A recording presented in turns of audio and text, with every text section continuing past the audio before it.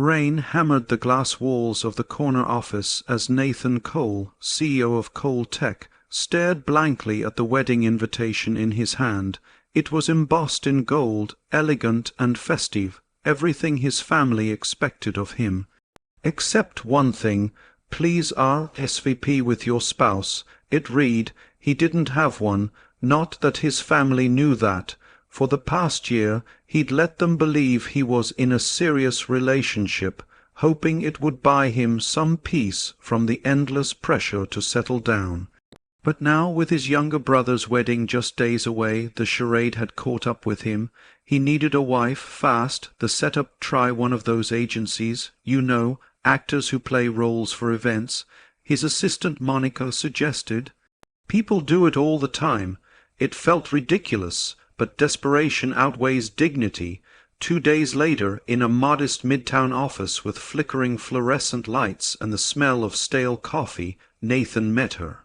"Hi, I'm Lily." She wasn't what he expected. No forced glamour, no dramatic poses. She wore a soft grey cardigan, her hair in a loose bun, and a warm, genuine smile that made him forget to speak for a moment. "You're not like the others," he said, startled. "Good," she replied, her eyes twinkling. "I'd hate to be like everyone else." The deal was simple: attend the wedding, play the doting wife, survive the weekend. She'd be paid well, and they'd go their separate ways. On the private jet to Vermont, Nathan observed Lily with a strange fascination. She was kind to the crew, laughed easily, and had a way of making even silence feel comfortable. When his phone buzzed non-stop with work emails, she leaned over and whispered, "You're allowed to live, you know." For the first time in years, he considered the possibility she was right. At the wedding at the sprawling mountain estate, Nathan introduced Lily as his wife. His mother hugged her, his father approved, his brother raised an eyebrow and smiled. "You upgraded, Nate," he joked. Lily played her part flawlessly, but when they were alone, her gentleness never dropped. She asked questions, real ones, about his childhood, his fears, his dreams, ones he hadn't spoken aloud in years. One evening she wandered off to a bench overlooking the lake. He followed. "Why do you do this?" he asked. "Pretending to be someone's wife." She hesitated, looking out over the water. "Because sometimes people just need someone to believe in them, even if it's make-believe." Her words stayed with him. The twist: later that night, he overheard voices in the kitchen, his aunt and cousin talking. "She's not just an actress," the cousin whispered. "She's the girl who helped Mom last year when she collapsed in the subway. Didn't take a dime, just disappeared." Nathan blinked. Lily had never mentioned that. He confronted her gently.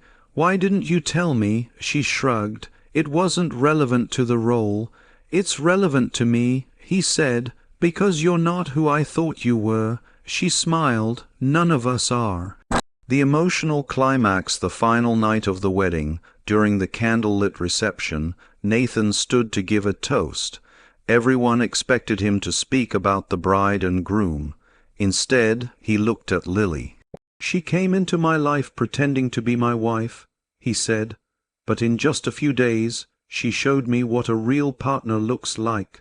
Compassionate, strong, selfless." Lily's eyes widened.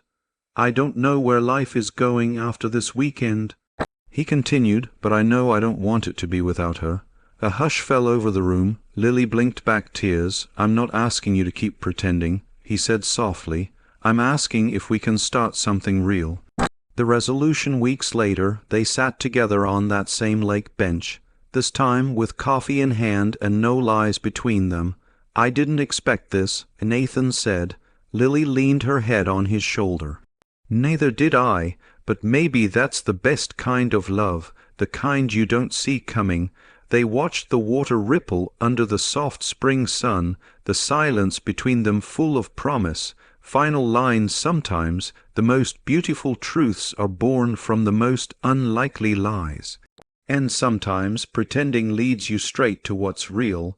Nathan never imagined that returning to the office on Monday morning would feel so hollow, The corner office, once his sanctuary of success, now felt sterile. Empty. He scrolled through photos from the wedding. The one of Lily laughing as snow fell in her hair, one of her dancing with his mom, another of them holding hands during the toast. Fake wife. The term now felt like a cruel joke. He picked up the phone. Monica, cancel my meetings just for today. A chance encounter. Lily had returned to her small studio apartment above a flower shop in Brooklyn, thinking it best to let the weekend remain what it was, beautiful, fleeting, and over. She didn't expect him to show up. Nathan, she asked, opening the door in her paint-splattered tee. He looked almost shy. I brought coffee. And a question. She raised an eyebrow. He held up the cup. Flat white, no sugar, extra cinnamon. Right. She nodded slowly. I don't want to go back to pretending, he said. I've built my whole life on image, on being who people need me to be. But you saw me, the real me, and you didn't run. She stepped aside to let him in. Why now? Because this time, he said, looking straight into her eyes, I want to be the man you need me to be. 6 months later, they were back at the same estate in Vermont, walking through the gardens in late summer. This time, it wasn't a wedding invitation that brought them.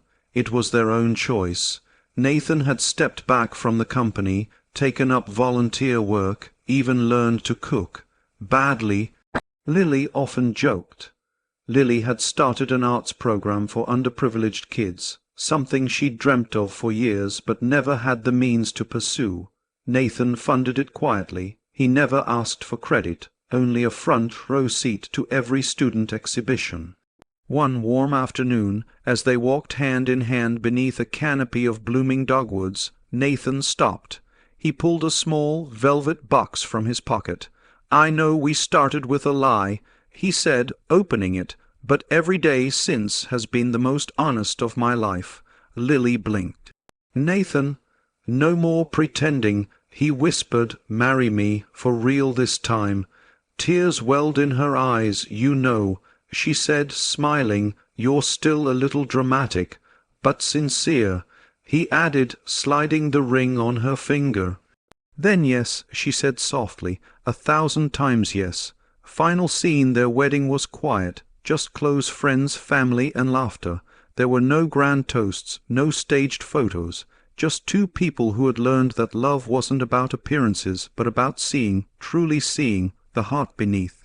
And as they danced barefoot in the grass under a fading sky, Lily whispered in his ear, you were shocked at how beautiful I was, but the real surprise was how beautiful you became. Nathan smiled, pulling her close. No pretending ever again. A final message for the reader. Love isn't always loud. Sometimes it arrives quietly, disguised as something else. An inconvenience, a lie, a mistake.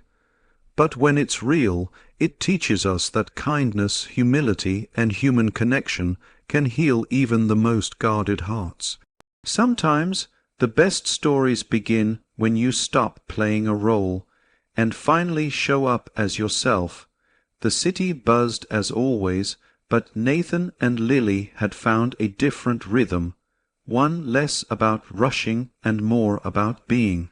Their loft, tucked between bookstores and bakeries in the West Village, smelled of fresh jasmine and brewed tea. Laughter often spilled from the open windows. Nathan had adjusted to a new life, a life where board meetings were sometimes replaced by community dinners, and morning emails were read after a slow breakfast with Lily. He hadn't lost his ambition, only redefined what success meant. One crisp Sunday morning, as they walked through a local farmer's market hand in hand, a little girl selling hand-painted bookmarks tugged at Lily's sleeve. Miss, you're the lady from the art centre, right? Lily bent down, smiling. I am, are you Mia? The girl nodded proudly.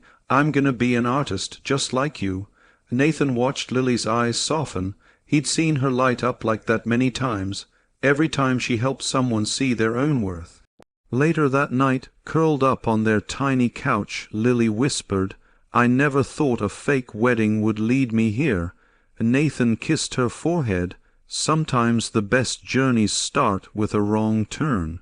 A full circle moment at the annual Coltech Charity Gala, an event once known for rigid black tie expectations. Nathan walked on stage in jeans and a blazer, Lily cheering from the front row. "I used to think leadership meant control," he told the crowd. "Now I know it means connection." He paused. "A year ago, I hired someone to play my wife, to make my life look better, but instead she made me better." Gasps echoed through the room. Lily covered her face, half laughing, half teary-eyed. He continued, "She taught me that kindness isn't weakness, and vulnerability isn't failure. They're the foundation of everything that matters." A people stood, applauding, not for the CEO, but for the man who had finally allowed himself to feel. Final closing scene in a quiet park where the city lights blurred into stars. Lily and Nathan sat on a picnic blanket, sharing wine and stories. She looked at him. "Do you miss the old life, the power, the control?" And Nathan shook his head slowly. "Not even for a second." "You sure?" she teased. "Because I'm pretty sure fake wives don't bring you soup when you're sick." He laughed. "No, but real ones teach you what it means to be human." She leaned her head on his shoulder. And there, beneath the night sky, two people who once met as strangers in a scripted charade sat in the deepest truth of all. Love unplanned, undeserved, and entirely real. Final words to the reader: we all wear masks. We all play roles, at work, with family, even with ourselves, but life's most beautiful moments begin the second we take them off. Be real, be kind, and never underestimate the healing power of someone who sees you and stays.